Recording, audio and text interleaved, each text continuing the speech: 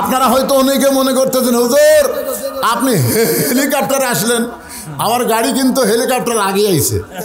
আমি আমার জীবনে এই মশান আমি করবার চাই না। আমি ওনাদেরকে বারবার বলেছি আমি হেলিকপ্টার উঠবো না, বা আমার ওয়াজ আছে দিনাজপুর যাওয়া সেই ফাঁসি মারে দিয়েছিল, ওকে না হুজুর আমাকে বলো সাত, ওরা সাত করে আমাকে লিয়াচ্ছে ভাই। আপনারা তো মনে করেন না যে হেলিকপ্টারের বক্তা, এই বক্তা তো পাওয়া খুব কঠিন। না না, আমি আপনাকে সাংগঠনিক ভাই, আমাকে আনতে কোনো টেনশন নাই। সুবহানাল্লাহ বলেন। হ্যাঁ, তাহলে এখন বলেন তো যে আল্লাহ যে আমাদেরকে পরীক্ষা করবে সুন্দর আমলের, এই সুন্দর আমল যদি আমরা করতে চাই তাহলে সুন্দর একটা পরিবেশের দরকার আছে না নাই? কথা বলা লাগবে। সুন্দর একটা পরিবেশ যদি তৈরি করতে চাই তাহলে সুন্দর একটা সমাজের দরকার আছে না নাই? সুন্দর একটা সমাজ যদি আমরা বানাবার চাই তাহলে সুন্দর একটা রাষ্ট্রের দরকার আছে না নাই? সুন্দর একটা রাষ্ট্র যদি গঠন করতে চাই তাহলে সুন্দর একটা সংবিধানের দরকার আছে না নাই? আপনারা বলেন তো সেই সংবিধানের নাম কি? আরো জোরে বলা লাগবে। আল্লাহর কোরআনের শুধু ওয়াজ শুনলে হবে না, এই কোরআন দিয়ে বাংলাদেশকে গড়াতে হবে। জোরে বলেন কথা ঠিক কি না? আল্লাহর কোরআন দিয়ে যখন বাংলাদেশ চলবে তখন বাংলাদেশের একজন নেতা কেমন হবে, একজন কর্মী কেমন হবে? কেমন ভালো? আপনারা বলেন তো আজকে জুম্মার নামাজের ইমামতি করলো কোন দলের নেতা? যদি বিএনপির দলের নেতাকে বলা হতো যান সামনে যান, যদি আওয়ামী লীগের নেতাকে বলা হতো যান খুতবা দেন, কথা কন না কেন? যদি জাতীয় পার্টির নেতাকে বলা হইতো আপনি আজান দেন, সব দল কুপাকার, একটা দলই সামনে যায়, যেই দলটা চায় আল্লাহর কোরআন দিয়ে আমাদের বাংলাদেশ চলবে। একটু মনোযোগ দিয়ে শুনবেন, আল্লাহর কোরআন দিয়ে যখন বাংলাদেশ চলবে তখন একজন নেতা কেমন হবে, কেমন ভালো হবে একটু শোনেন। বাংলাদেশের মতন 96টা দেশের খলিফা, নাম হলো হযরত ওমর, জুমার দিনে খুতবা দিচ্ছেন।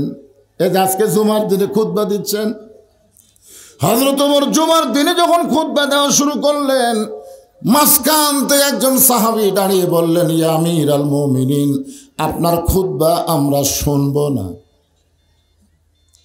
ওমর ফারুক বললেন, আমার অপরাধ কি? আমার খুতবা না শোনার পিছনে আমার অপরাধ কি? বলে, আপনার অপরাধ হলো আমাদেরকে খাটো পাঞ্জাবি দিয়া আপনি লম্বা জুব্বা পরে খুতবা দিচ্ছেন। আমাদেরকে খাটো পাঞ্জাবি দিবেন আর আপনি লম্বা জুব্বা গায়ে দিবেন। যতক্ষণ আপনি লম্বা জুব্বার কাহিনী না বলবেন ততক্ষণ আপনার খুতবা আমরা শুনবো না। হযরত ওমরের চোখটা পানি পড়তেছে আর মুখটা মুচকি মুচকি হাসতেছে। চোখটা পানি পড়ার কারণ হলো আল্লাহর আইন যখন দুনিয়াতে চালু হবে, নেতা ভুল করলে একজন মুসল্লি পর্যন্ত লোকমা দিবার পারবে। আর মানুষের তৈরি আইন দিয়ে যখন বাংলাদেশ চলবে, নেতারা যতই ভুল করুক লোকমা দিলে তাকে জেলত যাওয়া লাগবে। জোরে কোন কথা ঠিক কিনা? ওমর ফারুকের মুখটা মুচকি মুচকি হাসতেছে। মুচকি মুচকি হাসার কারণ হলো যতদিন পর্যন্ত লোকমা থাকবে ততদিন পর্যন্ত কোনো খারাপ নেতা আসার সুযোগ থাকবে না। লোকমা যদি থাকে, হাসিনার যে লোকমা আমরা এখন দিচ্ছি, এই লোকমা হাসিনা যখন আসিল দুবার পারছিলাম। বিএনপি কুটি গেছে, খুঁজে পাওয়া যায় না। জামাত ইসলাম কুটি লুকাছে, একটাক দেখা যায় না। আমি গোবিন্দগঞ্জে বহুদিন মাহফিল করছি, আপনাদের গোবিন্দগঞ্জে যে বিএনপি আছে আমি জানি না। আর আজকে এসে দেখতেছি এই গোবিন্দগঞ্জে যে আওয়ামী লীগ আছে, এখন অনুবীক্ষণ যন্ত্র দিয়েও তো খুঁজে পাওয়া যাবে না। তোর এখন কথা ঠিক না। কারণ কি শোনেন, যে কোরআনের ওয়াজ শুনতে আইছেন বাজান, এই কোরআন তাবিজ কবর ফুঁফা দেওয়ার কিতাব না। এই কোরআন হলো অনুনাজ্জিলু মিনাল কোরআনি মা হুয়া শিফাউ ওয়া রাহমাতুল লিল মুমিনিন। সব সমস্যার সমাধান দিতে পারে আল কোরআন। জোরে বলেন কথা ঠিক? আমি যে বলবো সব সমস্যার সমাধান, আপনার জবান খুলে বলবেন দিতে পারে আল কোরআন। সব সমস্যার সমাধান দিতে পারে আল কোরআন। ওমরের চোখটা দরদর করে পানি পড়তেছে আর মুখটা মুচকে মুচকে হাসতেছে। এমন সময় আব্দুল্লাহ ইবনে ওমর 30 পারা কোরআনের হাফেজ, সুবহানাল্লাহ কবেন না, 6 লক্ষ হাদিসের হাফেজ। হযরত ওমর হলেন অর্ধ পৃথিবীর খলিফা, আর তার সন্তানের যোগ্যতা হলো 30 পারা কোরআনের হাফেজ, 6 লক্ষ হাদিসের হাফেজ। তাহলে বোঝা গেল কোরআন দিয়ে যখন রাষ্ট্র চলবে, খালি নেতা ভালো হলে হবে না, তার সন্তানকে সুশিক্ষা দেওয়া লাগবে। ধরে কোন ঠিক কিনা? আপনারা বলেন তো, হাসিনার বেটা কয় পারা কোরআনের হাফেজ? হ্যাঁ, আমি আশ্চর্য হয়ে গেছি। আমি সারা জীবন শুনছি 1,500, 1,500, আর হাসিনার বেটা ওই বলে তথ্য উপদেষ্টা, ওই করলো 1,500। আমি 1,500 গোটা ডিকশনারি খুঁজে পাই না, কে 1,500 কিনে। যদি আপনাদের মধ্যে কেউ আওয়ামী লীগ থাকে, ওইখানে মাথা চুলকাবি, কে রে হুজুরলা কি আগলারা 1,500 করে কথা আছে, এ কথা কোন আছে, মাথায় লস। 1,500 বিয়ে করছে খ্রিস্টানের এক মেয়ে, সেটাও মনে হয় বর্তমানে নাই, আর একজনের সাথে কাম করতেছে। একটু মনোযোগ দিয়ে শুনবেন। 30 পারা কোরআনের হাফেজ, 6 লক্ষ হাদিসের হাফেজ। হযরত ওমরের পাশে দাঁড়ায় বলতেছে, রে নবীর সাহাবীরা, আমার বাবার জুব্বা লম্বা দেখে তোমরা খুতবা বন্ধ করে দিলে। আমার পরনে তাকায় দেখো, আমার পরনে নতুন কোনো জামাই নাই। তোমরা খাটো পাঞ্জাবি হলেও তো নতুন কাপড় পরে নামাজ পড়তে আইছো, কিন্তু আমার পরনে তাকায় দেখো, আমার পরনে নতুন কোনো কাপড় নাই। ওসমান গনি বলে, আব্দুল্লাহ, আজকে জুমার দিনে সবাই নতুন কাপড় পরেছে, তুমি কেন নতুন কাপড় পরলা না? আব্দুল্লাহ বলতেছে, আমি যদি আজকে নতুন কাপড় পরতাম তাহলে আমার বাবার জুব্বা লম্বা হতো না। বুঝতে পারছেন? আব্দুল্লাহ বলে, রে নবীর সাহাবীরা, তোমরা সবাই যখন ঘুমায় যাও, আমার বাবা তখন ঘুমায় না। একদিন গভীর রাত্রে হযরত ওমর যখন ঘর থেকে বের হবেন, বউটা স্বামীর জুব্বা ধরে বলতেছেন, ওমর ফারুকের বউ বলতেছেন, হুন্না লিবাসুল লাকুম ওয়া আনতুম লিবাসুল লাহুন্না। আল্লাহ কোরআনে বলেছে, স্বামী হলো বিবির পোশাক, বিবি হলো স্বামীর পোশাক। এই গভীর রাত্রে আপনি কোথায় যাবেন? ওমর ফারুক বলে, বিবি, যতদিন নবীর সাহাবী ছিলাম ততদিন এই আয়াতের আমল করেছি, কিন্তু যেদিন থেকে মদিনার খলিফা হয়েছি সেদিন থেকে আমার জন্য আল্লাহ তাআলা আইন করে দিল, ইন্নাল্লাহা ইয়ামুরুকুম আন তুআদ্দুল আমানাতি ইলা আহলিহা ওয়া ইযা হাকামতুম বাইনান নাস আন তাহকুমু বিল আদল। বিবিরে, ফোরাতের কুলে একটা কুকুর যদি না খায় মরে, হাসরের ময়দানে আল্লাহ ওমরকে জবাবদিহি করতে হবে। আব্দুল্লাহ বলে, রে নবীর সাহাবীরা, আমি একদিন গভীর রাত্রে ঘুম থেকে চেতন পায়ে দেখি আমার মা দরজায় দাঁড়িয়ে আছে। আমি মাকে বললাম, মা, এত রাত্রে না ঘুমায় আপনি দরজায় কেন? আমার মা বলে, বেটা রে, তুই তো জানিস না, যেদিন থেকে তোর বাবা মদিনার খলিফার দায়িত্ব পাইছে সেদিন থেকে তোর বাবা রাত্রেবেলা আর ঘুমায় না, সারা রাত মানুষের দুঃখ কষ্ট শান্তি নিজের চোখে দেখে। আল্লাহর কোরআন দিয়ে যখন রাষ্ট্র চলবে, নেতা কেমন হবে একটু মনোযোগ দিয়ে শোনেন। গভীর রাত্রে হযরত ওমর ছদ্মবেশে চোরের মতন মদিনার অলি গলি ঘুরতেছে। হঠাৎ দেখতে পাই মরুভূমির মধ্যে একটা তাঁবু টাঙ্গানো। ওই তাঁবুর মধ্যে দুইটা বাচ্চা খালি মা মা বলে কাঁদতেছে। ওমর ফারুক চিন্তায় পড়ে গেলেন। সন্তানগুলো মা মা বলে কান্দে, আর মা বলতেছে একটু ধৈর্য ধরো, একটু ধৈর্য ধরো বাবা, গোস্ত সিদ্ধ হলেই তোমাদের খাবার দেব। ওমর ফারুক চিন্তায় পড়ে গেলেন, দুম্বার গোস্ত হলে বড় জোর 8 ঘন্টা লাগবে, উটের গোস্ত হলে 1 ঘন্টার বেশি সময় লাগবে না। এত গভীর রাত হয়ে গেল, এখন পর্যন্ত গোস্ত সিদ্ধ হয় না। এইটা কেমন মা? এই মায়ের কলিজায় কি সন্তানের দয়া নাই? ওমর ফারুক আস্তে করে তাঁবুর কাছে গেলেন, ডাক দিলেন, মা মা গো, তোমার সন্তানগুলো ক্ষুধার জ্বালায় কাঁদতেছে, এতক্ষণ পর্যন্ত তোমার গোস্ত সিদ্ধ হয় না, আর কত সন্তানকে কান্দাবা? মেয়েটা বলে, পথিক, আমার বাড়ি হলো ইয়ামিন দেশে। আমি শুনতে পাইলাম মদিনার খলিফা ওমর অত্যন্ত ভালো মানুষ। আমার 2টা এতিম বাচ্চাকে নিয়ে আমি মদিনায় আসলাম, কিন্তু বিকেলবেলায় ওমরের দরবারে গিয়ে দেখি এত মানুষের ভিড়। আমি ভিড় ঠেলে একজন নারী 2টা এতিমকে নিয়ে যাবার পারলাম না। আগামীকাল যাওয়ার নিয়তে আমার 2টা বাচ্চাকে মরুভূমির মধ্যে তাঁবু টাঙ্গাইয়া 2টা বাচ্চাকে কোলের মধ্যে নিয়ে একটু ঘুমাবার চাই, কিন্তু আমার 2টা বাচ্চার পেটে এত খিদা লাগছে, ওরা ক্ষুধার জ্বালায় বারবার যখন কাঁদতেছে, আমি তখন মা কি করব? আমি তখন মা কি করব? পাতিলে পানি আর পাথর দিয়ে নিচে আগুন জ্বালায় বলতেছি, বাবা এই গোস্ত সিদ্ধ হলেই তোমাদের খাবার দেব, কিন্তু পথিক, আমার পাতিলের পাথর সিদ্ধও হবে না, আমার বাচ্চাদেরকেও খাবার দেবার পারবো না। আমি মনে করেছিলাম শুনতে শুনতে এক সময় বাচ্চা 2টা ঘুমায় যাবে, কিন্তু আমার 2টা বাচ্চার পেটে এত খিদা, আমার মনে হয় আগামীকাল আমার 2টা সন্তানকে জীবিত অবস্থায় ওমরের কাছে যাবার পারবো না। সঙ্গে সঙ্গে ওমর বললেন, মা তুমি আসল জায়গায় বিচার দিও না, মা তুমি আসল জায়গায় বিচার দিও না, আসল জায়গা হলো আল্লাহ। জোরে কোন আসল জায়গা কি? আমরা নকল জায়গায় বহু বিচার দিছি।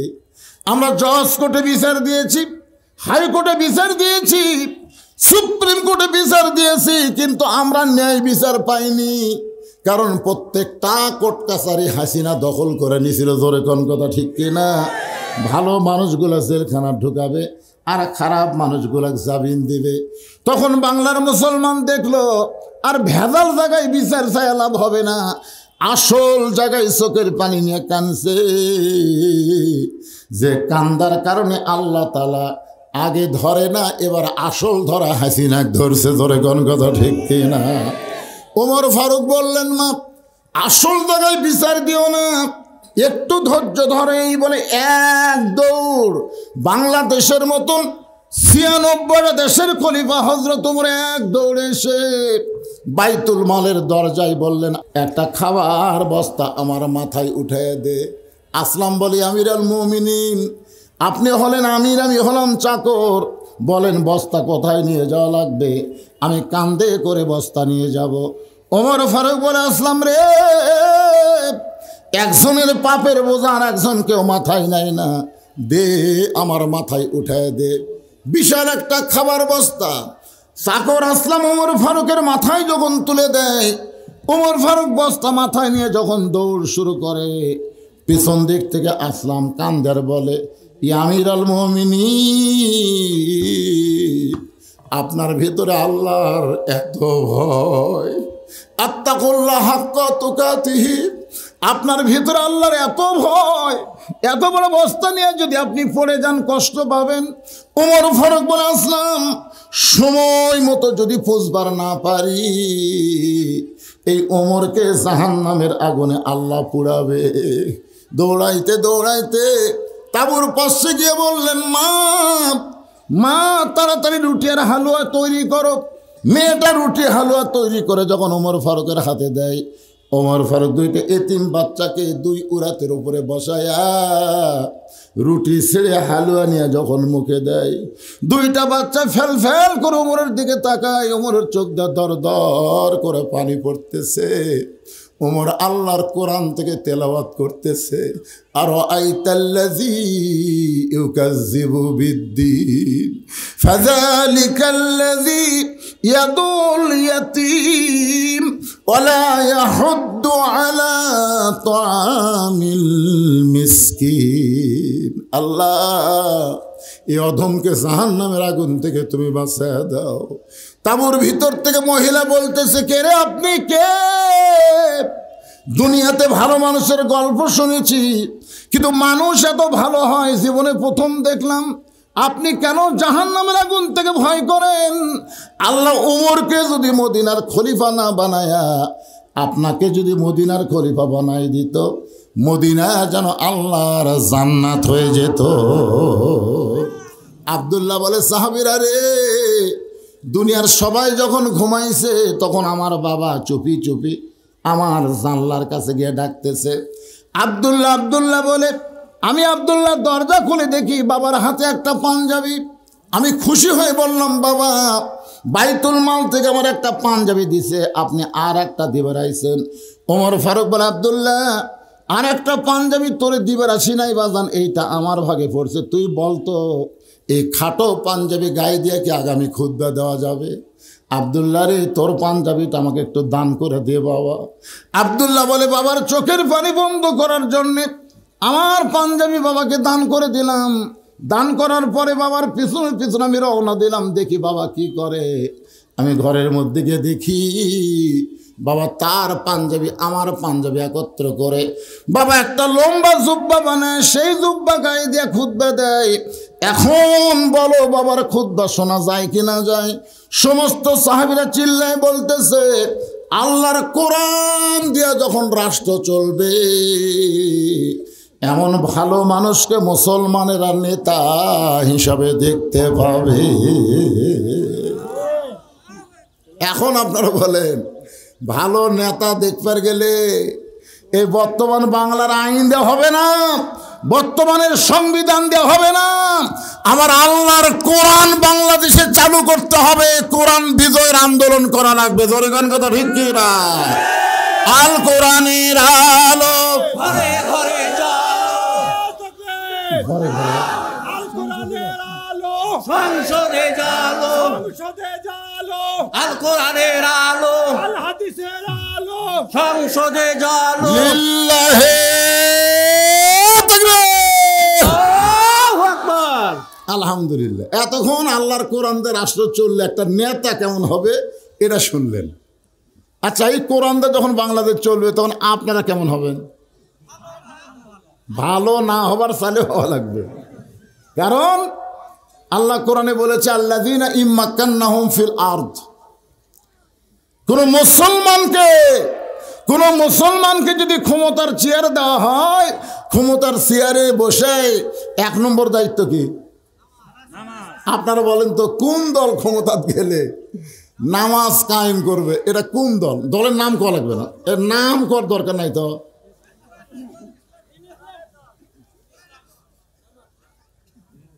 বুঝতে পারতেছেন না?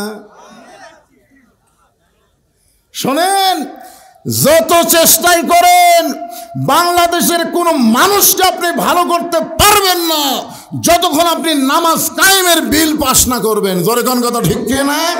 কারণ আল্লাহ কোরআনে ডাইরেক্ট বলে দিয়েছেন, ইন্না সালাতা তানহানিল ফাহশাই ওয়াল মুনকার। একমাত্র নামাজই পারে মানুষকে ফাহিশা এবং যাবতীয় খারাপি থেকে বাঁচাই দিতে। আমাদের যুবকদের হাতে যে মোবাইল, ওরে বাবা রে, আমি যে একটা বুড়া হুজুর তাও খাতির নাই, সমানে খালি পিকচার নিচ্ছে, হুজুর হুজুর হুজুর।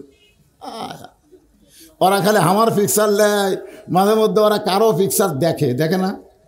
তো এই সমস্ত যুবকদেরকে সাইজ করবার গেলে আপনি র্যাব দেয়া পুলিশ দেওয়া হবে না, এক নম্বর হলো নামাজ কায়েমের আন্দোলন করা লাগবে। ধরে কোন কথা ঠিক কি না? নামাজ যখন কায়েম হবে, আমার হাজার হাজার মা বোনেরা পর্দার অন্তরে আছে না নাই? জোরে আছে না নাই?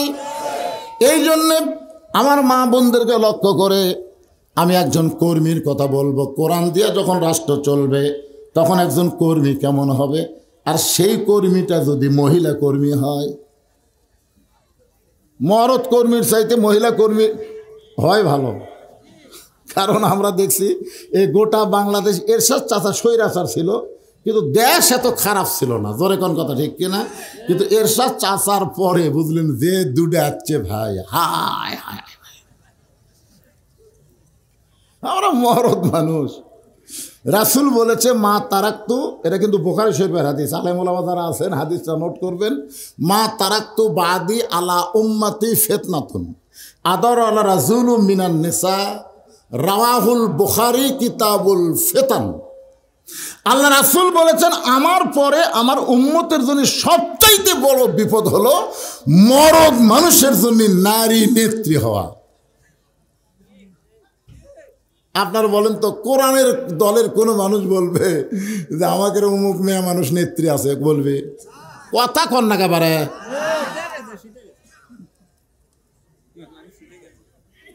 আমরা নেতা বলবো, আমার নেতা তোমার নেতা বিশ্ব নবী। আমরা কাউকে নেতা মানি না, আমরা আমির বলবো। জোরে কোন কথা ঠিক কিনা? আল্লাহ কোরআনে বলেছে আতিউল্লাহ ওয়া আতিউর রাসূল ও উলিল আমরি মিনকুম। এখানে আল্লাহ বলেনি ও আতিউ উলিল আমরি মিনকুম, আল্লাহ বলেনি, কারণ আল্লাহ জানে আমির যদি এদিক সেদিক করে বাদ দিয়ে নতুন আর একটা করা লাগবে। জোরে কোন কথা ঠিক কিনা? কথা বলেন। হ্যাঁ, এখন আল্লাহর কোরআন দিয়ে রাষ্ট্র চললে একজন মহিলা কর্মী কেমন হবে এইটা বোঝানোর জন্য বলতেছে আমার মায়েরা যারা পর্দার অন্তর আছেন একটু মনোযোগ দিয়ে শুনবেন। কারণ মেয়েরা যদি ভালো না হয় তাহলে ওরা কোনোদিন নর্মালে বাচ্চা নেবে না। খারাপ মেয়েরা সব বাচ্চা সিজার করা। জোরে কোন কি করা? কথা কয় না। এখন আমরা উপরে যে কয়জন বসে আছে, যে ওর থেকে শুরু করে এই আমার পুলিশ ভাইয়ের থেকে শুরু করে যে কয়টা আমরা বসে আছি, আমরা একটাও কিন্তু সিজার করা লই। কোন তো আমরা সিজার করা, আমরা সব নর্মালে। আমার কয় হুজুর সন্তান খালি কান্দে, পানি পড়া দেন তো। আয়াতুল কুরসি পড়ে পানি পড়া দিলাম, কান্না থামে না। আমি বললাম দেখি তোমার সন্তানকে নিয়ে আসো তো, সরাসরি মারমো। কাছে নিয়ে আসলো সরাসরি সূরা ফাতিহা আয়াতুল কুরসি যত যা দোয়া আছে কান্না থামানোর, মেরে দিলাম মাথার ওপর। যাওয়ার সময় বলতে তো হুজুর এখন আর দোয়া দরুদের দাম নাই হুজুর, দোয়া দরুদের কাম হবি না। মনটা খুবই খারাপ হলো। কিছুদিন পরে ওই মেয়ের ওই সন্তানের মাকে বললাম, কেরে মা এখন খবর কি? আর কান্দে না। আলহামদুলিল্লাহ। তাহলে কোন দোয়া? দোয়া লয় হুজুর, আর বাপ মোবাইল কেন দিস? যখনই কান্দে মোবাইল চালু করে দেয়, আর কান্দে না তো। আপনি জানেন হুজুর আমার বাচ্চা মোবাইল ছাড়া ভাতই খায় না। আমি বললাম কে মা এইরকম হওয়ার কারণ কি? তোমার বাচ্চা কি নর্মালে হচ্ছে? না হুজুর পেট কাটা বের করছে। তো পেট কাটা বাচ্চা যারা অস্থির হবে তারা। জোরে কোন কথা ঠিক কিনা? এই জন্য আমার একজন মা পর্দার অন্তরে যারা বসে আছেন একটু মনোযোগ দিয়ে শুনবেন। এই অর্ধ পৃথিবীর খলিফা হযরত ওমর আল্লাহর কোরআনের একজন কর্মী। লিয়াবলুয়াকুম আইয়ুকুম আহসানু, সুন্দর আমল দেখার জন্য ছদ্মবেশে মদিনার অলি গলি ঘুরতেছেন। হঠাৎ হযরত ওমর দেখতে পায় দুই পাহাড়ের মাঝখানে একটা গিরিপথ। ওই গিরিপথের ভিতর দিয়ে একটা সুন্দরী মেয়ে ধীর গতিতে হেঁটে হেঁটে আসতেছে। একটা সুন্দরী মেয়ে। জোরে কোন কি মেয়ে? ওমর ফারুক মেয়েটার দিকে তাকায় বললেন আলহামদুলিল্লাহ, এটা রাশ্মিকা মান্দানা। আমি রামজা কুয়া ধরা খাসে। জোরে কোন ঠিক কিনা? ওমর ফারুক যে মেয়েটাকে সুন্দরী বলতেছেন ওই মেয়েটার চেহারা দেখে তিনি সুন্দরী বলতেছেন না। আল্লাহর কোরআন দিয়ে যখন রাষ্ট্র চলবে তখন একটা মেয়ে যদি খাটো হয়, কালো হয়, সেই মেয়েটা যদি আল্লাহর আইন পর্দা মেনে চলে, আল্লাহর ইসলাম কেবলমাত্র তাদেরকেই সুন্দরী বলে। আমি যেই বলবো পর্দা নিশি নারী যারা, আপনার বলবেন বিশ্ব সুন্দরী তারা, বলতে পারবেন না? এই যুবকেরা তোমাদের চরিত্র যদি ভালো করবার চাও এই স্লোগান সবাই দাও, যে বলবো পর্দানিশী নারী যারা, আপনার বলবেন বিশ্ব সুন্দরী তারা, বলতে পারবেন না? পর্দানিশী নারী যারা, মাশাআল্লাহ। আর যে বলবো বেপর্দা নারী যারা, আপনার বলবেন শিলা কলা তারা। একই গাছের কলা, এক গামলায় শোষাওয়ালা, এক গামলায় শিলা। আপনার বলেন তো খরিদ্দার কোন কলা কিনবে? কলালা বলতে যে ভাই একই গাছের রে, একই গাছের। কই না শিলা কলা আমি টাকা দেখিনি না। তো তুই কলা কি শিলা খাস না? কই শিলাই খাই, কিন্তু আমার আগে কেউ শিলা রাখলে সেইটার খাওয়া যায় না। মশা মাছি ধুলাবালি পড়ে ওই শিলা কলা খাওয়ার অনুপযুক্ত হয়ে গেছে। তাহলে পর্দানিশী নারী যারা বিশ্ব সুন্দরী তারা, আর বেপর্দা নারী যারা বিশ্ব বেহায়া তারা। জোরে বলেন কত ঠিক কি না? হযরত ওমর ওই পর্দানিশী মেয়েটার কাছে গিয়ে বললেন, মা এই নির্জন পথে তুমি একা একা চলতেছ, তোমার সামনেও কোনো মানুষ নাই, পিছনেও কোনো মানুষ নাই, তোমার অন্তরে কি ভয় ডর লাগতেছে না? 2000 টাকার জুতা যদি আমাদের কাছে থাকে, আর যদি গোবিন্দগঞ্জ মসজিদে জোহরের নামাজ পড়বার যায়, আপনারা চিন্তা করেন তো জুতার দরজাত রাখবেন না হাতত নেবেন? কেন নেবেন?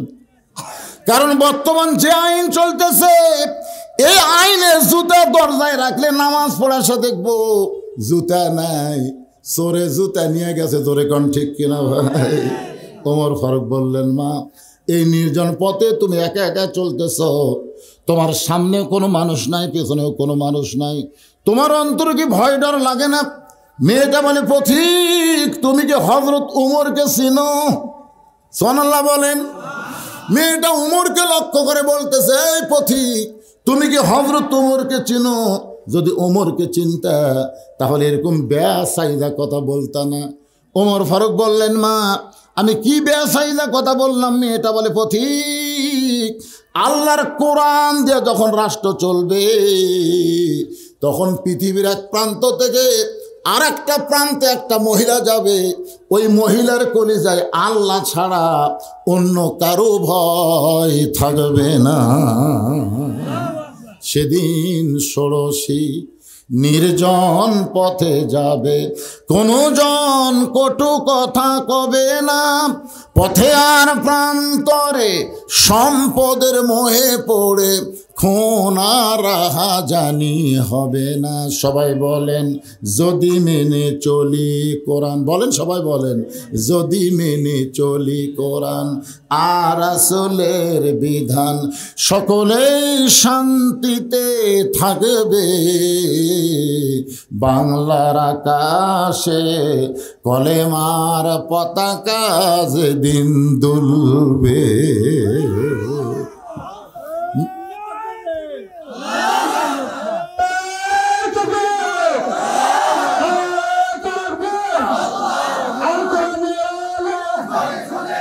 সংসদে যালো, আমরা সংসদে চাই। আর ধরো কে দিচ্ছে রে?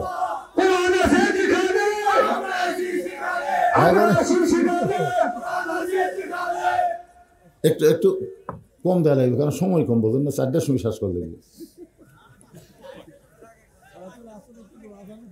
না না, আওয়াজের কিছুই হয়নি, কেবল নেতা দেখেছি আর কর্মী দেখবো, তারপরে লিয়াব লুয়াকুম আইয়ুকুম আহসানু আমালার উপরে তাফসীর শুনবো। ঠিক কিনা বলেন? হ্যাঁ, এখন চিন্তা করে দেখেন, মেয়েটা বলে, পথিক তুমি হযরত উমর চিনো?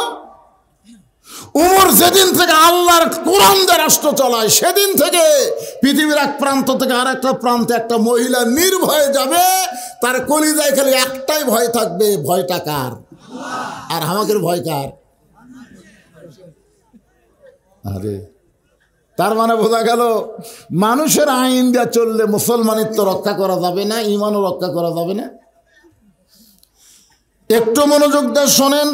ওমর ফারুক বললেন, মা তোমার কথাতে আমি অত্যন্ত খুশি হলাম। আল্লাহর আইন যখন চলবে তখন তার অন্তরে আল্লাহ ছাড়া কারো ভয় থাকবে না। কিন্তু তুমি যে ধীর গতিতে চলতেছো, তোমার চলা দেখা মনে হচ্ছে তুমি একজন দুঃখী নারী। আমার মনে হয় তোমার ভিতরে একটু দুঃখ কাজ করতেছে। মেয়েটা বলে, পথিক আমি আসলে একজন দুঃখী নারী, আজকে 6 দিন হলে হযরত উমরকে আমি খুঁজে বেড়াই। আজকে কয়দিন? 6 দিন হলে হযরত উমরকে আমি খুঁজতেছি। যদি উমরকে খুঁজে পাই তাহলে আমার দুঃখের কথা তাকে একটু বলবার চাই। ওমর ফারুক বললেন, মা তুমি কি পাগলি নাকি? উমর হচ্ছে অর্ধ পৃথিবীর খলিফা। সে উমরকে যদি তুমি পাবার চাও তাহলে তুমি সংসদ ভবনে যাও, তুমি গণভবনে যাও, তুমি রাষ্ট্রীয় ভবনে যাও। ওই সকল ভবনে না গিয়ে তুমি 2 পাহাড়ের মাঝখানে খুঁজতেছো। উমর কি গরু ছাগল নাকি যে 2 পাহাড়ের মাঝখানে তুমি উমরকে খুঁজতেছ? মেয়েটা বলে, পথিক তুমি জানো না, আল্লাহর কোরআন দিয়ে যেদিন রাষ্ট্র চলবে সেদিন নেতা খোঁজা লাগবে না, নেতারাই দুঃখী মানুষকে খুঁজে বেড়াবে। আল্লাহর কোরআন দিয়ে যেদিন বাংলাদেশ চলবে একটা নেতা আপনাদের খোঁজা লাগবে না।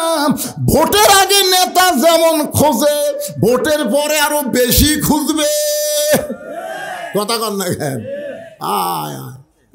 এখনকার নেতারা 5 বছর পর পর, হাসিনার সময় সেটাও ছিল না, কারণ হাসিনার সময় তো ভোটই লাগেনি। ভোট লাগছে? এখানে অনেক যুবক আছে 10 বছর আগে ভোটার আছে, এখন পর্যন্ত ভোট দেবার পারেনি। আমাকে একজন কয়, হুজুর আমার জীবনে মনে হয় আর ভোট হবি না, কারণ 41 পর্যন্ত হাসিনা থাকলে তো ভোট আমি দেওয়ার আগেই হয়ে যাবে। একজন লোক 1 লাইনকে 10টা মুড়ি নিয়ে গেলে সিল মারতেছে। তো 2 কান্দের ফেরেশতা বলতেছে, আল্লাহ ই যে 1 লাইন 10টা সিল মারলো, এর বাপ কয়টা? আল্লাহ কয়, এর তো কি মনে করতেছেন, 1 বাপের বেটা 1টা ভোট দিবি, তুই 1 লাইন যে 10টা দিল। আল্লাহ বাম কান্দের ফেরেশতাকে বলতেছে, তুই লেখা থো যাউরে, লেখা থো যাউরে, কারণ 2 কান্দের ফেরেশতা আছে। তো ডান কান্দের ফেরেশতা লিখবে বৈধ সন্তান, আর বাম কান্দের লিখবে জাউরা সন্তান। যে 1 লাখ 1-এর বেশি ভোট দিছে, ই হলো জাউরা সন্তান। কথা কন না কেন রে? কথা কন না কেন? 1 লাখ কয়টা দিবে? ভোটের উপরে মানুষের অভক্তি হয়ে গেছে। ধরে কোন কথা কন না কেন? একটু মনোযোগ দিয়ে শুনবেন। মেয়েটা বলে, পথিক আল্লাহর কোরআন দিয়ে যখন রাষ্ট্র চলবে তখন নেতা খোঁজা লাগবে না, নেতারাই দুঃখী মানুষকে খুঁজে বেড়াবে। এই আল্লাহর কোরআন দিয়ে যখন বাংলাদেশ চলবে তখন গরিব মানুষ ধনীর বাড়িতে যাওয়া লাগবে না, বরং ধনীরাই গরিবের বাড়িতে বাড়িতে যাবে।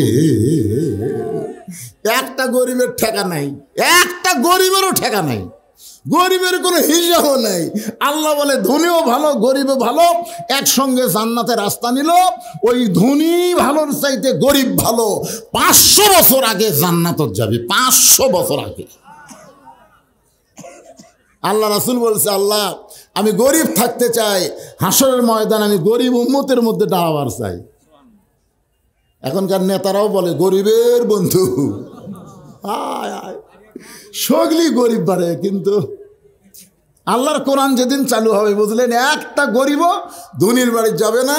ধনীরা টাকার ব্যাগ নিয়ে আসে গরিবের দরজার দাঁড়া, বলি ভাই আমার শতকরা 2.5 টাকা তোর, আমাকে যে আল্লাহ 100 টাকা দিছে এর মধ্যে 2.5 টাকা তোর ভাইরে। আমার এবারে 1 কোটি টাকা আছে, 1 কোটি টাকার 2.5 লাখ টাকা জাকাত আছে। এই 2.5 লাখ তুই না নেওয়া পর্যন্ত আল্লাহ আমাকে জান্নাত দিবি না, টাকাটা লে ভাই। যেই বলছে জাকাত, সাথে সাথে গরিব দরজা বন্ধ করছে। ধনী লোক বলছে, কে ভাই দরজা, জাকাত মানে তো টাকার ময়লা, আমি নেব না, খেয়ে থাকবো রে। আমার এক দাদা ছিল, ইফতারের সময় বহু লোক দাওয়াত দেয়, মুরব্বী হোসেন আমার বাড়িতে একটু ইফতার করে। হ্যাঁ সারাদিন না খায় রোজা থাকা, ইফতার করে তোকে সব দেবো নাকি আমি একদিন দাদারে বুঝাইলাম, দাদা পরের বাড়িতে ইফতার করলে আপনার সবের কিছুই কমতি হবি না, বরং জান। না না তুই 2 দিনকার মৌলবি হয়ে আমাকে ফুতেও শিখাচ্ছিস নাকি? জীবনে কেউ আমার দাদাকে ইফতারি করাবার পারেনি। দরকার হলে পানি খাই ইফতার করবো, তাও পরের বাড়িতে ইফতার করা রোজার সব দেওয়ার পারবো না। এই বাংলাদেশে কতগুলো লোক আছে এরা না খায় থাকবে, কিন্তু জাকাতের টাকা নিবার চাবে না। জোরে কোন কথা ঠিক কিনা? যার বাড়িতে যাই তাই দরজা বন্ধ করে দেয়। এক ব্যাগ টাকা নিয়ে 7 দিন ধরে ধনী ঘুরতেছে, গরিব দরজা খোলে না। ধনী কান্দের বলে, আল্লাহ আমাকে ধনী না করে যদি গরিব করতা তাহলেই আমার শান্তি হতো। আমি ধনী হয়ে কি বিপদে পড়লাম আল্লাহ, 7টা দিন হলে এক ব্যাগ টাকা নিয়ে ঘুরতেছি, এখনো পর্যন্ত কোনো গরিব দরজা খুলল না। মনের দুঃখে ধনী কাঁদতে কাঁদতে মরুভূমির মধ্যে যায়। মরুভূমির মধ্যে গিয়ে দেখে গাছের ছায়ায় একজন বস্তা মাথার দিয়ে ঘুম পাড়তেছে। বেগালা মনে করছে গরিব পাশি, খুশি হয়ে সালাম দেয়, আসসালামু আলাইকুম। বস্তাওয়ালা মাথা তুলে কয় আলহামদুলিল্লাহ। বেগলা বলে, ভাই সালাম দিলাম, ওয়ালাইকুম সালাম না বলে আলহামদুলিল্লাহ বলার কারণ কি? বলে, এক বস্তা টাকা লিয়া 15 দিন ঘুরতেছি, আমি গরিব পাইনি ভাই, তো গরিব দেখে আল্লাহর শুকরিয়া আদায় করতেছি। বলে, আমি ঘুরি 7 দিন, তুমি ঘুরো 15 দিন, তাহলে গরিব গেল কোন জায়গায়? আল্লাহ ডাকতে বলে, রে মুসলমানেরা, সুদ ভিত্তিক অর্থনীতিকে দাফন করে যাকাত ভিত্তিক অর্থনীতি কোরআন দিয়ে যখন চালু করবা, ওই দেশের জন্য আল্লাহ তাআলা অভাবের দরজা বন্ধ করে দিয়া বরকতের দরজা খুলে দিবে। তাহলে আল্লাহর কোরআন দিয়ে যখন রাষ্ট্র চলবে, তখন নেতা খোঁজা লাগবে না, বরং নেতারাই দুঃখী মানুষকে খুঁজে বেড়াবে। মেয়েটা বলে, পথিক আমি 6 দিন হলে উমরকে খুঁজতেছি, আমি আর 1 দিন খুঁজবো। আর মাত্র কয় দিন? 1 দিন খুঁজে যদি উমরকে না পাই, তাহলে আসল জায়গাত আমি বিচার দেব। এইরকম লোকদের দেখাচ্ছে আসল জায়গা, বোঝেন? সঙ্গে সঙ্গে হযরত ওমর কান্দের বলে, মা ওই জায়গায় বিচার দিও না মা, তুমি যে ওমরকে 6 দিন হলে খুঁজতেছো, আমি হলাম সেই ওমর। মেয়েটা হেজাবের ভিতর থেকে বলে, আমির আল মুমিনিন, আপনি যদি সেই ওমর হন তাহলে চোরের মতন একা একা ঘুরতেছেন, আপনার কি কোনো সামসা নেই? জনগণ কি নেই? আয় আওয়ামী লীগ ক্ষমতাত গেছিল, ক্ষমতার যাওয়ার পরে ওর কে যা চামচা হয়েছিল ভাই, বিএনপি তো এখনো ক্ষমতা যায়নি, তাই যত চামচা ঘুরতেছে। জোরে কোন কথা ঠিক কিনা? আমাদের কাহালুতে আওয়ামী লীগের যা আসিল বুঝলেন, এখন তো অনুবীক্ষণ যন্ত্র দিয়েও আর আওয়ামী লীগ খুঁজে পাওয়া যাচ্ছে না। ওদের ব্যবসা প্রতিষ্ঠান, বাড়ি ঘর, পুকুর পুষ্কুনি, আর এক দল দখল করে বসে আছে। কেরে আগে ধাবের এটা ছিল এক দলের, 5ই আগস্টের পরে ওরা পল আছে আর এক দল। আপনারা বলেন তো, বাংলাদেশের কোন ইসলামী দল কারো ব্যবসা, কারো পুষ্করি, কারো দোকান, কারো বাড়িতে আগুন দিয়েছে, দখল করেছে? কথা বলেন, করেছে? তাহলে আজহারি বলছে এক দল খাইয়া গেছে আর এক দল খাবি। এই কথা শুনে ওরে বাবা রে, আপনারা বলেন তো, ঘরের তলে কেড়ে মা আমি কলা খাইনি, কেড়ে পাগলা, কলা খাওয়ার কথা সেটি?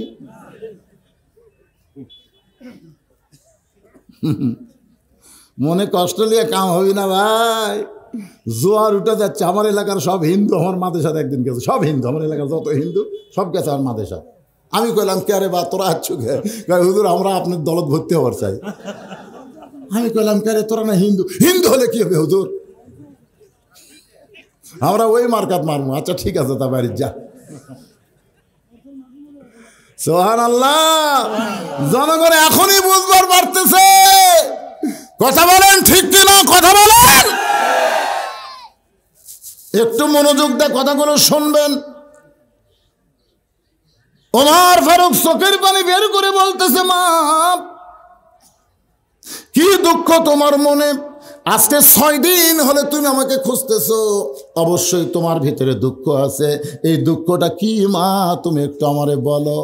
মেয়েটা বলতেছে, আমির আল মুমিনিন, আমার জীবনের সবচাইতে বড় দুঃখ হলো আমি 6 বছর বয়সে ঈমান গ্রহণ করছি।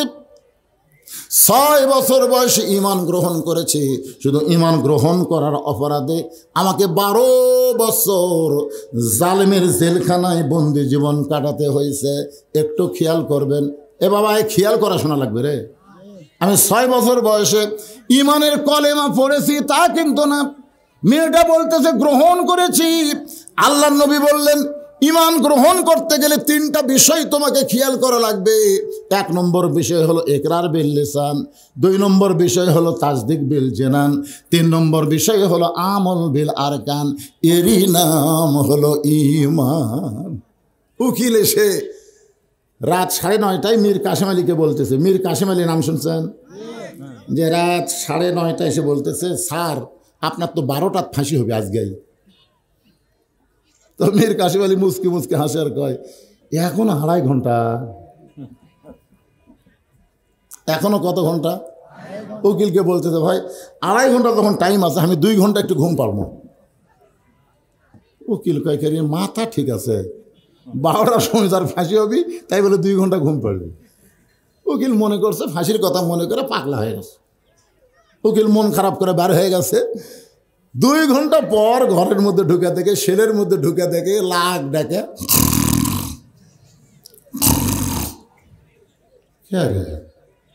আর মাত্র 8 ঘন্টা পরে ফাঁসি হবি, আর সেই লোকটা এইভাবে ঘুম পাড়তেছে, পায়ের বুড়া আঙ্গুল লড়াছে, লাভ ধরে বলতেছে, কে ভাই সময় হচ্ছে নাকি?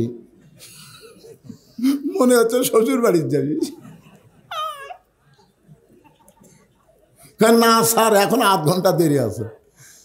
8 ঘন্টা তখন দেরি আছে ভাই, তাহলে তো সময় যখন আছে, অজু করে আসে 2 রাকাত নামাজ পড়ে, কোরআনের 2টা সূরা পড়ে, যে কটা পাঞ্জাবি ছিল এর মধ্যে যেটা সবচেয়ে ভালো, ওগুলো বলতেছে, দেখো তো এই কোরআনের মধ্যে কোনটা ভালো? তবে স্যার এটাই তো নতুন নতুন লাগে।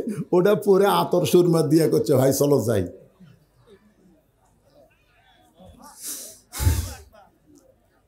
উকিল কান্দে, আর সহ্য করতে পারে না। আপনি হাসি মুখে রওনা দিচ্ছেন, আপনার ফাঁসি হবে।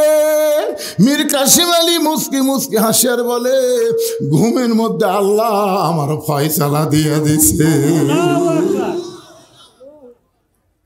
তুমি বলতেছো আমার ফাঁসি হবে, আমাকে অন্যায়ভাবে ফাঁসি দেওয়া হচ্ছে। আল্লাহ পাক আমাকে জানাই দিয়েছে, কাসেম আলী আয়, আমি আল্লাহ তোর জন্য 8টা জান্নাতের দরজা খুলে রেখেছি, তুই মরবি না রে। ওয়ালা তাকুলু লিমান ইউকতালু ফি সাবিলিল্লাহি আমওয়াতুন বাল আহইয়া ওয়ালাকিন লা তাশউরুন।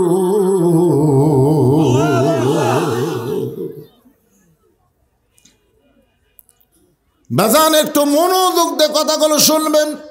মেয়েটা বলতেছে 6 বছর বয়সে ঈমান গ্রহণ করছি, ঈমানের কলেমা পড়লে তার কোনো অসুবিধা নেই, কিন্তু ঈমানকে গ্রহণ করলে তার উপর বিপদ হবে। কারণ ঈমান গ্রহণ করার সুরত হলো 3টা। জোরে বলেন কয়টা? এর মধ্যে একটা বাদ দিলে ঈমান গ্রহণ হবে না। 1 নম্বর হলো ইকরার বিল লিসান, জবানে বলতে হবে লা ইলাহা ইল্লাল্লাহ। 2 নম্বর হলো তাসদিক বিল জানান, কলিজার মধ্যে ঈমানের জায়গা দেওয়া লাগবে। কলিজার মধ্যে যখন ঈমানের জায়গা দেওয়ার কাছে জীবনের চাইতে ঈমানের গুরুত্ব বেশি হবে। এই ছেলেবেলে, অনেক যুবক ছেলে বসে আছো তোমরা কোরআনের মাহফিলে, আজকে তোমরা বলো তো, তোমাদের কাছে জীবনের দাম বেশি না ঈমানের দাম বেশি? তোমরা বলো তো, ঈমান বাঁচান ফরজ না জীবন বাঁচান ফরজ? সবাই বলা লাগবে। 2 জীবন বাঁচান ফরজ, জীবন বাঁচান ফরজ। আপনি যতই চেষ্টা করেন, যত ভালো ভালো ডাক্তার আর যতই বেঙ্গালুর আর যতই মাদ্রাস, ভারতে থাইল্যান্ড যান আর ইংল্যান্ডে যান, আপনি যেখানেই যান, আপনি আপনার জীবন বাঁচাবার পারবেন না। পারবেন? কিন্তু আপনি একটু চেষ্টা করে আজকের ওয়াজ শোনার পরে, আইয়ুকুম আহসানু আমালা, এই আয়াতের ব্যাখ্যা শোনার পরে আপনি যদি একটু চেষ্টা করেন, আপনার ঈমানকে আপনি বাঁচাবার পারবেন। সুবহানাল্লাহ। এখন আপনার বলেন তো, যেটা আমরা বাঁচাবার পারবো না সেটার চেষ্টা করব, না যেটা বাঁচাবার পারবো তার চেষ্টা করব? কথা বলা লাগবে। আমরা ঈমানকে বাঁচাবার পারবো, তাহলে ঈমান বাঁচানোর জন্য দরকার হলে বাতিলের বিরুদ্ধে লড়াই করে বাংলার জমিনে আল্লাহর কোরআনকে কারা কারা বিজয় করতে চান, 2 হাত তুলে আমার আল্লাহকে দেখা।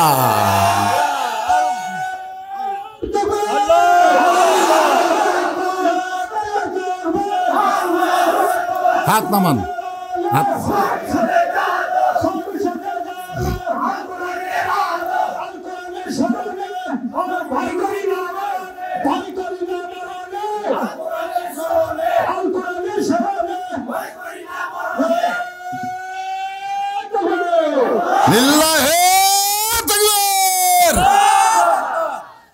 আমল বিল আরকান তাসদিক বিল জিনানের পরে ইমানের সর্বশেষ কথা হলো আমল বিল আরকান। এটা আমলের মাধ্যমে প্রকাশ করা লাগবে।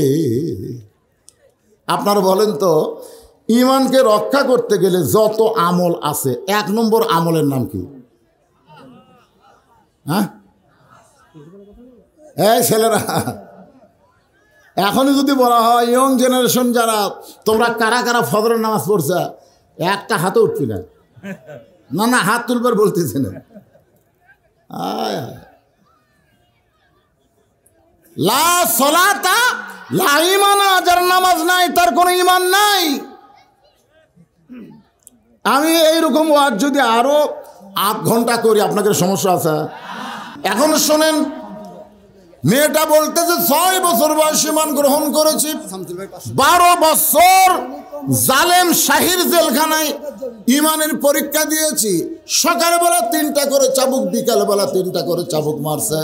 আমার দেহের এমন কোনো জায়গা নাই যে জায়গায় চাবুকের আঘাত লাগে নাই। ইয়া আমিরুল মুমিনিন, আপনি যখন রোম পারস্য দখল করেছেন, এই জায়গায় আমি ওয়াজটা রাইখা দিয়া আমি আপনাদেরকে নিয়ে গেলাম তাসদিক বিল জিনানের পরে আমল বিল আরকান। আমল বিল আরকানের যত আমল ইমান রক্ষা করার জন্য 1 নম্বর হলো নামাজ। রাসূল বলেছে লা সলাতা লা ঈমানা, যার নামাজ নাই তার ঈমান নাই। কারা কারা জোহরের নামাজ পড়েননি, জুম্মার নামাজ পড়েননি, আবার ওয়াশেল আসরের নামাজ পড়বেন না? একটু চিন্তা করে দেখেন। লা সলাতা লা ঈমানা, যার নামাজ নাই তার ঈমান নাই। বাইনাল আবদি ওয়াল কুফরি তরকুস সালাত, বান্দা কাফেরের মধ্যে পৃথক করার জিনিসটার নাম হলো নামাজ। পুরুষের জন্য 1 নম্বর নেক আমল হলো নামাজ। ঈমান রক্ষা করার জন্য মহিলাদের জন্য 1 নম্বর নেক আমল হলো পর্দা। আমার মায়েরা যারা পর্দার অন্তর আছেন, মা, আপনাদের জন্য 5টা মিনিট আমি একটু ওয়াজ করে মোনাজাত করব, একটু মনোযোগ দিয়ে শোনেন। গভীর রাত্রে ফাতেমা হযরত আলীর বুকের মধ্যে মাথা লুকায় কাঁদতেছে। আলী বলে, ফাতেমা হঠাৎ কান্দার কারণ কি? তোমার শরীর কি খারাপ করছে নাকি? ফাতেমা বলে, স্বামী গো, আমার কান্নার কারণ হলো আল্লাহ তাআলা আমার দোয়া কবুল করছে। আলী মুস্কি মুস্কি হাসে আর বলে, পাগলি কয় কি? আল্লাহ দোয়া কবুল করছে, আনন্দের কথা। ফাতেমা বলে, স্বামী কি দোয়া আল্লাহ কবুল করছে, আপনি কি শুনবেন না? আলী বলে, ফাতেমা কি দোয়া করছো সেটা কবুল করলো। ফাতেমা বলে, আল্লাহ তাআলা পর্দার মধ্যে আমার মৃত্যু দিবে, এই দোয়া আল্লাহ কবুল করছে। আলী বলে, ফাতেমা সারা জীবন তুমি পর্দার মধ্যে থাকলে পর্দার মধ্যেই তোমার মৃত্যু হবে, এইটা খুশি হওয়ার কথা, কান্দো কেন? ফাতেমা বলে, স্বামী গো, আমার মৃত্যু কবে হবে এইটাকে আপনি শুনবেন না? আলী বলে, ফাতেমা কে কখন মরবে এটা দুনিয়ার কোনো মানুষ বলতে পারে না। ফাতেমা বলতেছে, আল্লাহ পাক আমাকে জানাইছে আজকে গভীর রাত্রে ফাতেমার মৃত্যু হবে। যেই মাত্র কইছে গভীর রাত্রে ফাতেমার মৃত্যু হবে, গাছের গোড়া কাটলে গাছটা যেমন পড়ে যায়, হযরত আলী তেমনি পড়ে গেলেন ঘরের মাঝায়। মা ফাতেমা মুস্কি মুস্কি হেসে স্বামীর মাথাটা উড়াতে নিয়ে কপালে একটা চুমা দিয়ে বললেন, স্বামী গো, এমন করে আপনি কাঁদবেন না, কারণ আসলে যাইতে হবে। সবচাইতে সুন্দর আমল হলো লা তামুতুন্না ইল্লা ওয়া আনতুম মুসলিমুন। তোমরা মুসলমান না হয়ে মরিও না। মুসলমান হয়ে যদি আমরা মরতে চাই, তাহলে মানুষের আইনের উপরে মরলে হবে না, মানুষের সংবিধানের উপরে মরলে হবে না, আমার আল্লাহর কোরআনের আইনের উপরে মৃত্যুবরণ করা লাগবে। ধরে গণ ঠিক কি না? 1 নম্বর আইন হলো মেয়েদের জন্য করনা ফি বুয়ুতিকুন্না ওয়ালা তাবাররুজনা তাবাররুজাল জাহিলিয়াতিল উলা। আজকে আমি বহু মেয়েকে দেখলাম আপনাদের এলাকায় এসে, পুরুষের মধ্য দিয়ে তারা হেঁটে যাচ্ছে, পুরুষ আসতেছে, মেয়েরা যাচ্ছে। এটা কিন্তু পর্দা না, এটার নাম কবর আর জান্নাতুল বাকির মধ্যে নেই। আলী কান্দের বলে এখনই কবর দিলাম, সেই কবর কোন জায়গায় গেল? গোটা জান্নাতুল বাকি দৌড়ে আর বলে ফাতেমার কবর, আমার ফাতেমার কবর কোথায় রে, কোথায় ফাতেমার কবর? কে যেন গায়েব থেকে ডাকতে বলে আলী তোমার ফাতেমা পর্দানিশি, আমি আল্লাহ জহুরা ডিগ্রি দিয়া ফাতেমার কবরটাকে কিয়ামত পর্যন্ত পর্দা করে দিয়েছি। আমার মায়েরা যারা পর্দার অঞ্চলে শুনতেছেন, মা সবসময় পর্দার গুরুত্ব দিবেন। পর্দা যদি না থাকে আপনাদের একটা আমল আল্লাহ কবুল করবে না। আর বেপর্দা নারীর পেট থেকে যে সন্তান আসবে, এই সন্তান ইসলামী আন্দোলনের কর্মী কোনোদিনও হবে না। ধরে কোন কথা ঠিক কি না? বেপর্দা নারীর পেটের সন্তান কোরআনের সৈনিক হবে না। আমরা আগামীতে আমাদের সন্তানগুলো যদি আল্লাহর কোরআন বিজয়ের সৈনিক হতে করতে চাই, তাহলে আমরা একটা ভালো মায়ের দরকার। ধরে কোন ঠিক কিনা ভাই? একটা নেপোলিয়ন বলেছে ভালো একটা সন্তান যদি চাও, ভালো একটা মায়ের দরকার। আর মুসলমানের ভালো মা হচ্ছে পর্দা নিশি। ধরে বলেন কি নিশি? পর্দা নিশি। অনেক আগে আজান হয়েছে, আজানের পরে ওয়াজ করা ঠিক না। তারপর আমি কিছু সময় আপনাদের কথাবার্তা বললাম। আল্লাহ যদি চায় আগামীতে রাতে এসে আপনাদের পাশের মাহফিলে প্রাণ ভরে ওয়াজ করবো ইনশাআল্লাহ। আল্লাহ আজকের মাহফিলকে কবুল করুক। সালাম তাবারাকতা ইয়া যাল জালালি ওয়াল ইকরাম। আল্লাহ দিনের বেলা কত কাজ কাম ছিল তোমার বান্দা বান্দির বাড়িতে, মাঠে ময়দানের সমস্ত কাজ কামকে বাদ দিয়ে আল্লাহ তোমার কোরআনকে মহব্বত করে আজকের এই জান্নাতের বাগানে বসে বসে কোরআন হাদিস আলোচনা শোনার শেষে আমি গুনাহগারের সঙ্গে রহমতের দরজায় ফকির হয়ে দোকানা হাত তুলেছি। আল্লাহ মেহেরবানি করে আজকের মাহফিল আমাদের সকলের হেদায়েতের জন্যে, নাজাতের জন্যে, জান্নাতের জন্যে কবুল করো। এই মাহফিলের শুরু থেকে শেষ পর্যন্ত যতটুকু আলোচনা হয়েছে আল্লাহ, এর মধ্যে যদি ত্রুটি হয়, ভুল হয়, মাফ করে দাও। এর যা হাদিয়া মঞ্জুর করো সোনার মদিনায় নবী পাকেরাও যা মুবারকে আল্লাহ কবুল করে নাও। তামাম আম্বিয়ায়ে কেরাম, আসহাবে কেরাম, তাবিনে কেরাম, তাবা তাবিনে কেরাম, তামাম পৃথিবীর মাটির নিচে যত মুমিন মুমিনাত শুয়ে আছে আল্লাহ সকলের আরো পরে হাদিয়া কবুল করো। আল্লাহ আমরা যারা হাত তুলেছি আমাদের জনম দুঃখনী মা বাবা যাদের কবরে চলে গেছে, আল্লাহ মেহেরবানি করে মা বাবার কবর জান্নাতের টুকরা বানিয়ে দাও। আমাদের দাদা দাদি নানা নানি আত্মীয় স্বজন শ্বশুর শাশুড়ি যাদের কবরে গেছে আল্লাহ কবরবাসীদের আল্লাহ তুমি মাফ করে দাও। আল্লাহ তোমার যেই বান্দা নাম হলো সাদুর ইসলাম, আল্লাহ এত বড় ত্যাগ স্বীকার করে আজকে এই জান্নাতের বাগানে বক্তাকে আনার জন্য কত হাজার টাকা খরচ করেছে। আল্লাহ মাবুদ মাওলা আজকে যারা কষ্ট করে মেহনত করে এই জান্নাতের বাগান লাগাইছে, আর যারা মহব্বতে নগদে বাগিতে মসজিদে দান করেছে আল্লাহ সবগুলো জান্নাতের বিনিময় হিসাবে কবুল করে নাও। আল্লাহ আজকের মাহফিলের সম্মানিত সভাপতিকে আল্লাহ তুমি কবুল করো। আজকের মাহফিলের প্রধান অতিথিকে কবুল করো, বিশেষ অতিথি কবুল করো। আমার বিশেষ অতিথি আমার প্রাণের ভাই আব্দুল মান্নানকে আল্লাহ তুমি কবুল করো। আই আল্লাহ তাআলা আমার মা বোনদেরকে কবুল করো। পর্দার অন্তরালে বসে বসে আসল আবিদা সালিহা পর্দানিশি কবুল করে মা ফাতেমার চরিত্র দিয়ে দিও। আল্লাহ আমাদের মধ্যে আমরা যারা অসুস্থ আছি আল্লাহ সুস্থতার নিয়ামত দান করে দাও। আল্লাহ বাংলাদেশের সাবেক 3 বারের প্রধানমন্ত্রী অসুস্থ অবস্থায় বিদেশে ছেলের কাছে লন্ডনে আছে, আমরা প্রাণ ভরে দোয়া করি তাকে পুরাপুরি সুস্থতা দান করে দিও। আয় আল্লাহ তাআলা, আল্লাহ ভারতের ষড়যন্ত্র থেকে আমাদের বাংলাদেশকে আল্লাহ তুমি হেফাজত করো। আল্লাহ ফিলিস্তিনের মুসলমানকে আল্লাহ বাইতুল মুকাদ্দাস তুমি দিয়া দাও। আল্লাহ ইহুদি শয়তানদেরকে পৃথিবীর মানচিত্র থেকে আল্লাহ তুমি ধ্বংস করে দাও। আল্লাহ আবুল আহাবকে তুমি ধ্বংসের কথা বলেছো, আমরাও দোয়া করি যারা তোমার ইসলামকে নিয়ে ঠাট্টা করে মস্করা করে তাদের হেদায়েত দাও, না হয় ধ্বংস করে দাও। আল্লাহ আমার বাংলাদেশের প্রতি খাস রহমত করো, খাস করে এই ঘোড়ামারা উত্তরপাড়া জামি মসজিদকে আল্লাহ কিয়ামত পর্যন্ত কবুল করো। এই মসজিদের সভাপতি, সেক্রেটারি, ক্যাশিয়ার, ইমাম, মুয়াজ্জিন, খতিব, মুসল্লি, আল্লাহ সকলকে তুমি কবুল করো। আল্লাহ আবার দোয়া করি, এত বড় কষ্ট করে মেহনত করে এই জান্নাতের বাগান যারা লাগাইছে আল্লাহ তাদের সকলকে আল্লাহ তুমি জান্নাতি কবুল করো। খাস করে আমার আসাদুলকে আল্লাহ তুমি কবুল করো। আল্লাহ আল্লাহ কে কোন নিয়ত করে হাত তুলেছে সকলের নেক নিয়ত নেক কবুল করে। মৃত্যুর সময় আমাদের জবানে জারি করে দিও লা ইলাহা ইল্লাল্লাহু মুহাম্মাদুর রাসূলুল্লাহ সাল্লাল্লাহু আলাইহি সাল্লাম। আসসালামু আলাইকুম ওয়া রাহমাতুল্লাহি ওয়া বারাকাতুহু।